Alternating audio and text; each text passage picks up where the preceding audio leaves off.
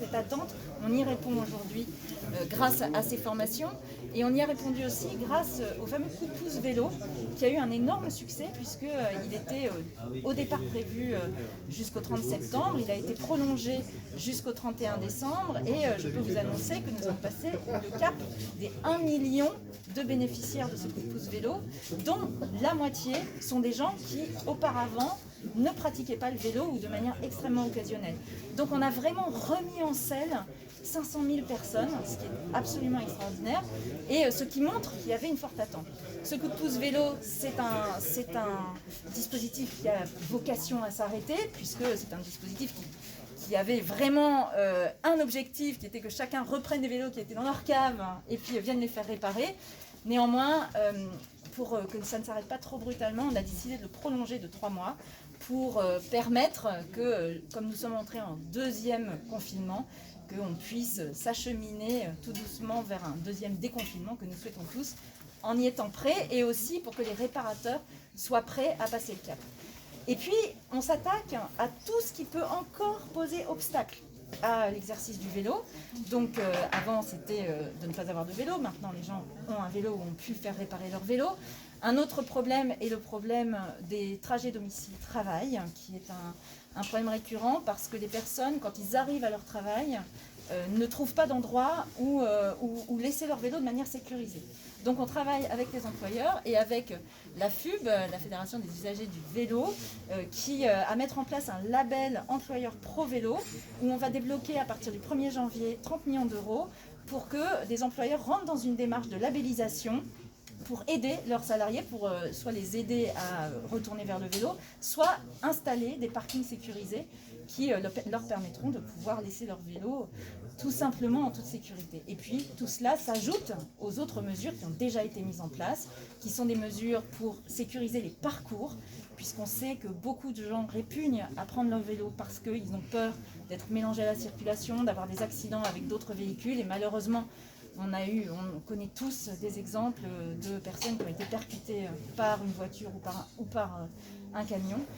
Donc les pistes cyclables sécurisées, depuis le début des opérations Pro Vélo que nous avons mis en place depuis 2 ans, on a 12 000 pistes qui ont été créées. On continue avec le plan de relance à financer avec les collectivités des véloroutes et des espaces sécurisés vélo, notamment la pérennisation des fameuses Corona-pistes qu'on a vues pendant le confinement et dont on travaille avec les collectivités pour qu'elles puissent perdurer, puisqu'on a vu qu'elles pouvaient vraiment rendre beaucoup de services. Voilà quelques-unes des mesures. Il y en a d'autres, notamment le fait d'enseigner aux enfants aussi à l'école les gestes vélo pour qu'ils puissent avoir une dynamique de vélo dès le plus jeune âge et qui lève les peurs aussi. Et puis aussi la formation pour les adultes qui veulent s'y remettre. Bref, tout un écosystème qui se met en place pour que le vélo puisse devenir un mode de transport et pas seulement un mode de loisir. Et aujourd'hui, vous savez qu'en France, les utilisateurs quotidiens de vélo, c'est à peu près 3%. Donc on est très très très loin des objectifs. On voudrait au moins tripler le nombre d'utilisateurs quotidiens de vélo. C'est l'objectif et je pense qu'on va y arriver. Est-ce que vous pouvez donner quelques détails par rapport aux gens, du point de vue des entreprises, pour être labellisées, que faut-il faire, quelle aide peuvent-elles bénéficier? Alors, les entreprises vont aller sur une plateforme qui sera une plateforme qui est gérée par la FUB et qui leur fournira un certain nombre d'outils pour se faire labelliser. Donc, ils regarderont sur cette plateforme comment ils veulent devenir des employeurs pro vélo. Ils auront une série de boîtes à outils et ils auront une obligation de moyens par rapport à cela. Et en fonction des moyens qu'ils mettront en place, ils seront labellisés. Et cette labellisation leur permettra d'être reconnu en tant qu'employeur qui veut favoriser le vélo, mais aussi d'avoir une somme d'argent qui leur permettra de mettre en place ce qu'ils veulent faire, soit mettre des parkings, soit accompagner leurs salariés de diverses manières pour qu'ils puissent se déplacer en vélo. J'ai une question sur les coronapistes, enfin celles qu'on a appelées coronapistes. Quelle proportion des coronapistes devrait être pérennisée? Ah non, mais ne me demandez pas ça à moi. Moi, je vous dirais 100%, si c'était possible. Non, après, il faut plus sérieusement, c'est un travail qu'on fait avec les collectivités parce qu'il y en a qui fonctionnent très bien, Et il y en a dont on a vu que le remplacement n'était pas forcément idéal, qu'en termes de parcours, on pouvait trouver des solutions plus appropriées. Je parle sous le contrôle du maire du 15e qui a l'air d'approuver. Absolument, je confirme. Alors, bien évidemment, l'idée n'est pas de réduire les possibilités pour les vélos de circuler, mais l'idée c'est de regarder des plans de déplacement qui soient des plans de déplacement les plus efficaces possibles. Donc, en termes de nombre et de distance de pistes, pour moi, il faut qu'il y en ait autant, si ce n'est plus, évidemment, de plus en plus. Mais après, forcément, il y a des petites adaptations. C'est aussi ça l'intérêt d'avoir fait des pistes qui étaient démontables, qui n'étaient pas en dur au départ.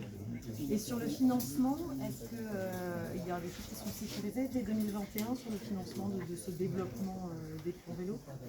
Alors, je vous l'ai dit, pour ce qui concerne la labellisation des entreprises pro-vélo, on a 30 millions d'euros qui vont être financés par le biais des C2E à partir du 1er janvier 2021. Et ce sera 30 millions qui seront étalés sur 3 ans maximum. Les C2E? Les certificats d'économie d'énergie. C'est en fait une réglementation qui permet en fait aux entreprises qui dépensent de l'énergie de fabriquer des certificats qu'ils peuvent revendre ensuite et qui servent à financer des politiques comme ça, d'efficacité énergétique ou de développement de transport qui permettent une efficacité énergétique. Et je pensais aussi pour aider les territoires, non pas les grandes métropoles qui ont fait beaucoup d'efforts, mais peut-être des territoires plus ruraux ou des communes moyennes. Est-ce qu'il y a de l'argent qui est débloqué aussi pour ces territoires-là?